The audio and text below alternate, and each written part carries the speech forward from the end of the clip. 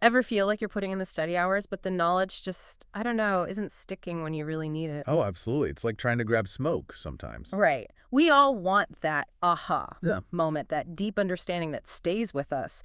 And ideally, get there without feeling completely buried under information. That's really the core puzzle, isn't it? For anyone trying to learn something new, how do you move beyond just covering the material to actually internalizing it? And doing it efficiently, fitting it into life. Exactly. In a way that works. Okay, so for this deep dive, we've been looking into some really compelling research. We've got insights from Alexander Young, who studied what top performing students actually do. Right. Their habits and techniques. Yeah, and we've paired that with a big review of proven learning techniques from the Percepts and Concepts Lab. Plus, we're touching on things like metacognition, thinking about your thinking, Uh-huh.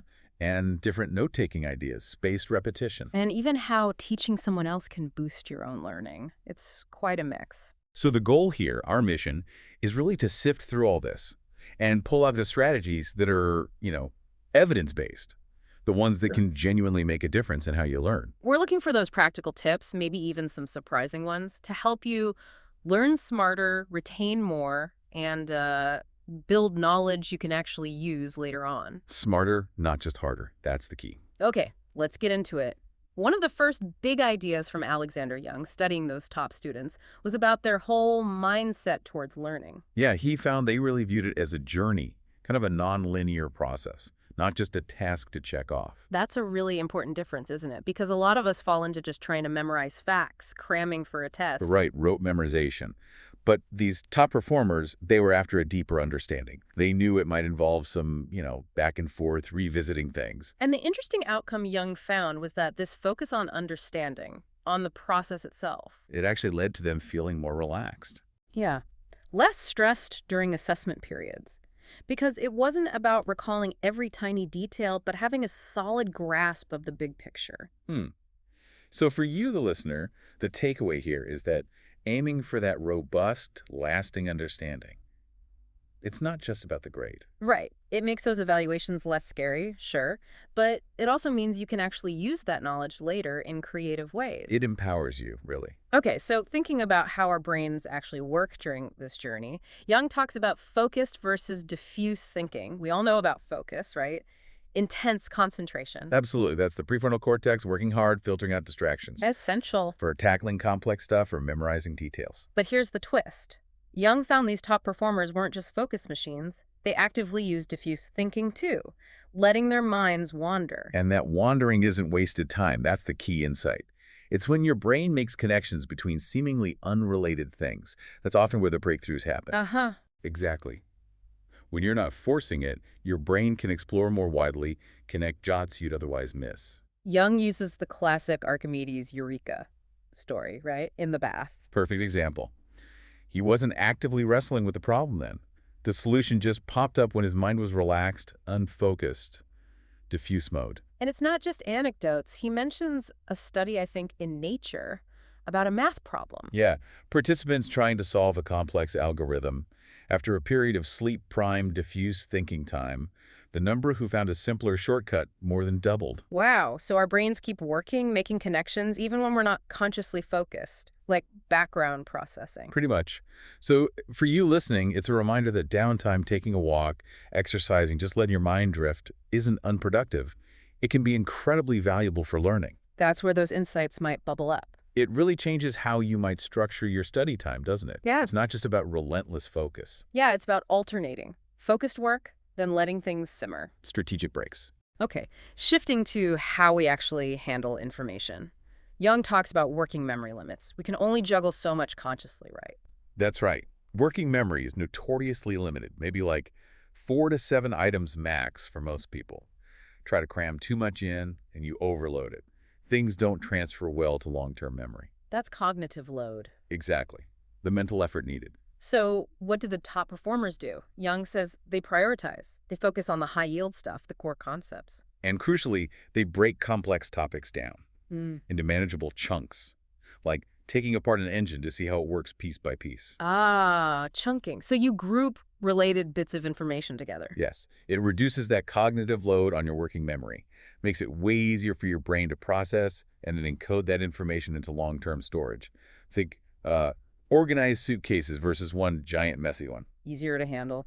Young also mentioned routines, right? Consistent study times, places, even rewards. Yeah, building habits. It helps combat procrastination and makes the whole process more sustainable. So if you're feeling overwhelmed by just masses of information, these structured approaches, focusing, chunking, routines, can really help you feel more in control. Definitely less daunting, more achievable. Okay, now here's one that sounds a bit counterintuitive at first. Priming. Young saw top students doing this. Priming, like previewing the material before getting into the nitty-gritty details. Exactly. Scanning headings, diagrams, maybe looking at example questions first. Interesting. It's like creating a mental scaffold, right? Getting the overall structure in your head. Yeah, like looking at the map before you start the hike, you get the terrain, the general direction. Rather than just starting at step one and getting lost, by priming, you're activating related knowledge you already have. It gives the new information something to stick to. Mental hooks. Makes the new stuff easier to organize and absorb. Right. Your brain is sort of prepared to receive it. So if you want to get the gist of something quickly, this priming could be really useful, understanding the big picture efficiently. It makes you wonder if we often jump into the details too soon without that initial overview. Good point. Okay, let's talk active learning. Young really hammers this home. Top performers test themselves constantly, much more than just passively taking notes. This is huge. Passive note-taking feels productive, but it often creates an illusion of competence. Active engagement forces deeper processing. He told a story about a student who basically ditched traditional notes and just wrote active recall questions during lectures. And her grades went up significantly. Oh. That's a powerful shift, isn't it? From just receiving information to actively wrestling with it. Constantly retrieving. Young called the lecture or reading the primary learning event the key time to engage actively. And for testing, he stressed using things like past papers, question banks. Relevant stuff at the right difficulty. He even compared it to video games, finding that sweet spot of challenge and feedback that keeps you engaged in the flow. Yeah, similar principles. Now, connecting this to the Percepts and Concepts Lab review, their findings strongly back this up. They call it practice testing. And they found it super effective, right? Across different subjects, students, materials. Hugely effective. Boosts memory, problem solving, comprehension. It's one of the most robust techniques they reviewed. And way better than just rereading. Miles better. The act of retrieving information actually strengthens that memory trace. The lab points to different ways to do it. Flashcards, practice problems, full tests. So lots of options. Yeah. And interestingly, it helps even if the practice test format isn't exactly like the final exam. It helps you organize the knowledge itself. And what about long term? That's key. The benefits of testing often get bigger over longer delays. It really builds durable knowledge. Okay, so how do we do it? Flashcards, you said. Flashcards are great. The Cornell note-taking system, where you cover the notes and quiz yourself from cues in the margin, end-of-chapter questions in textbooks. Basically anything that forces you to pull the information out of your own head. Exactly. Yeah. Retrieval-based practice. And keep doing it until you get it right multiple times, ideally with increasing gaps between tests. Oh, and feedback helps too, knowing if you were right or wrong and why. So ditch the highlighter. Start quizzing. That's a pretty good summary, yeah. Make self-testing a regular thing. Okay, so you've learned actively. What's next? Young, stressed reflection and review. Essential for consolidation, making sure it sticks. And Young suggests mixing up how you review. Don't just reread the same notes. How so? Try summarizing in your own words. Maybe explain it out loud to yourself or someone else. Create new practice questions based on it.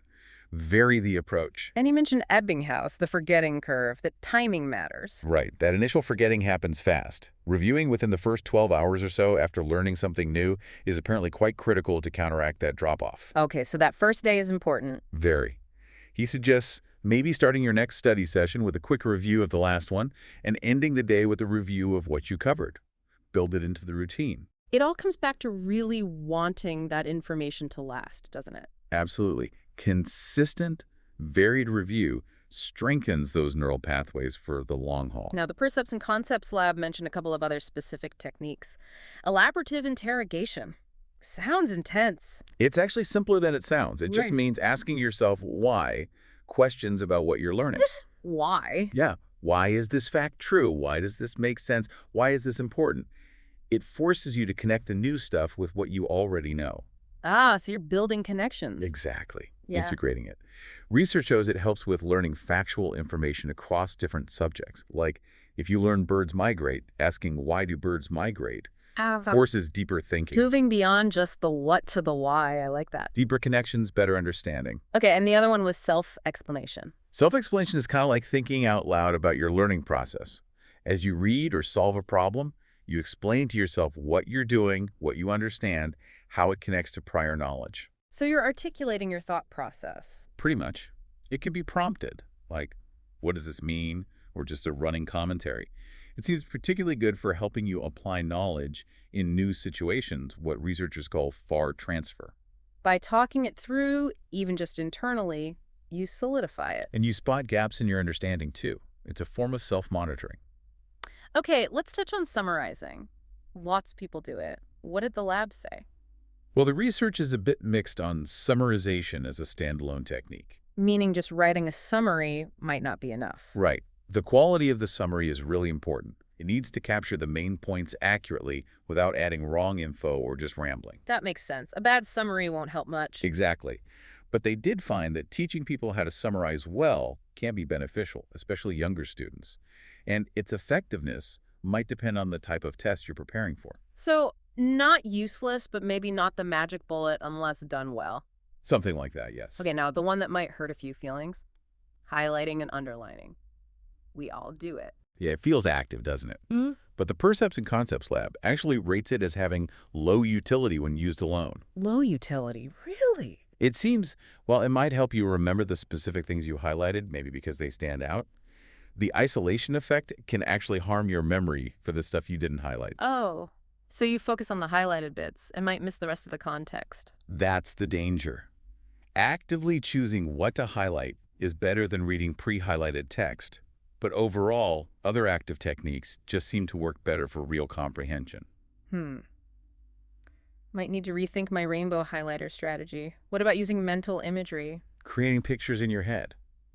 The research there is also a bit inconsistent for learning from text. Oh. Sometimes it helps, especially for sentences or stories that are easy to visualize, but the benefits aren't always there, and it can depend on whether you're reading versus listening and what kind of test you take later. So maybe helpful sometimes, but not a guaranteed winner. Not consistently robust across the board, no. And finally, rereading, just going over the material again and again. Surely that helps. Intuitively, yes.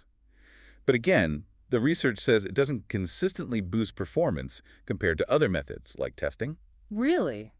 Even multiple rereads? It might help a bit with recalling specific facts, but it doesn't seem to do much for deeper comprehension or recognizing concepts. The lab basically says your time is usually better spent on practice testing. Wow. Okay, so active retrieval beats passive review almost every time. That seems to be the overwhelming message from cognitive science, yes. Right, let's move to a big one. Distributed practice. Spaced repetition. Ah, yes. This is a really powerful one, grounded in the forgetting curve. We forget things over time, right? Yeah. Especially quickly at first. Mm-hmm. Spaced repetition means reviewing information at increasing intervals. You actively fight that forgetting curve. It leads to much, much better long-term retention and cramming everything in at once. Massed practice, yeah. Like watering a plant regularly versus dumping a bucket on it once. Great analogy. Birmingham City University mentioned a practical method, the 2357 rule. Yeah, summarize immediately, test the next day, then 3 days later, then 7 days later. Something like that. Exactly. A simple framework. By spacing out those reviews, you force retrieval when the memory is starting to fade, which strengthens it more effectively each time. The benefits are clear: less cramming, stronger memory, smarter studying. And the Percepts lab noted that combining spaced repetition with practice testing Is even more effective. Distributed practice testing. The gold standard, perhaps. seems like a much more sustainable way to learn for the long term. Definitely. It can be tricky to implement. Textbooks aren't always set up for it, and, procrastination happens. Guilty. We all are. But the payoff for durable knowledge is huge. Okay, another interesting one from the lab. Interleaved practice. What's that about? Interleaving means mixing up different types of problems or topics within one study session. The opposite is blocked practice, where you do all of one type, then all of another. So instead of doing 20 problems on Formula A, then 20 on Formula B, you mix them up. Exactly, like A, B, A, A, B, A. And the research often finds that although blocked practice might feel easier during study, Interleaving leads to better performance on a later test. Typically, yes. The theory is that mixing forces you to discriminate between the problem types. You have to figure out which strategy or formula to use each time, rather than just applying the same one over and over. Ah, so it strengthens your ability to choose the right tool for the job. Precisely. It enhances discrimination and retrieval from long-term memory. A practical tip is, once you learn a new topic, start mixing practice problems from that topic with ones from older, related topics. Makes you think more actively about what you're doing, not just how. Right. Less autopilot. Now this one sounds fun. The protege effect. Learning by teaching. It's a fascinating phenomenon. The act of preparing to teach someone else, or actually teaching them, forces you to understand the material much more deeply yourself. To teach is to learn twice. That's the essence of it. And it doesn't have to be formal teaching. Explaining Explaining a concept to a friend, a study buddy, even just imagining you have to teach it. WN.com listed tons of benefits. Deeper understanding, reinforces knowledge, boosts critical thinking, problem solving. Better communication skills, connection, confidence, patience. It's quite a list. Because to teach it well, you really have to break it down, organize it logically, anticipate questions. You engage with it on a whole different level. There's also the Feynman technique, right? Yeah. Explaining something complex in really simple terms, like teaching a child. That forces clarity. So explaining things to others is a powerful learning tool for yourself. A definite win-win. Okay, finally, let's talk about the foundation that seems to hold all this together. Metacognition. Thinking about your thinking. Yeah. It's about being aware of your own learning processes. Also, It involves planning your approach. How am I going to learn this? Monitoring your understanding as you go. Am I getting this? Where am I confused? And evaluating how well your strategies worked afterwards. Did that method help? What could I do differently? so it's being strategic and reflective about your own learning. Exactly. Cambridge International Education highlights that good metacognitive skills are strong predictors of success and can even help make up for other cognitive challenges. It improves achievement across the board. Examples might be like reciprocal teaching, where you summarize, question, clarify. Yeah, that's a great metacognitive strategy. Yeah. Or using planners, concept maps, self-assessment checklists, tools to manage and evaluate your own learning. It sounds like the skill that lets you take control and figure out what actually works for you. That's a perfect way to put it. It empowers you to become a more effective, self-directed learner. It's the glue that holds effective study habits together. Okay, so pulling this all together, it feels like the overwhelming message from both top students and cognitive science is get active, be strategic, space it out. Definitely. Move away from passive rereading and highlighting alone. The real gains come from active engagement. We've had some real aha moments here, I think. The power of letting your mind wander. Diffuse thinking, yeah. And the huge impact of practice testing and spaced repetition. Plus the surprising effectiveness of teaching others and just being more aware of how you learn with metacognition. It's a whole toolkit of evidence-based approaches. It really is. I hope listening to this gives you some concrete ideas to experiment with to find what clicks for your own learning style. Absolutely. So the question for you now is, armed with these insights, how are you going to strategically shift your approach next time you need to learn something to really unlock that deeper understanding and make the knowledge last?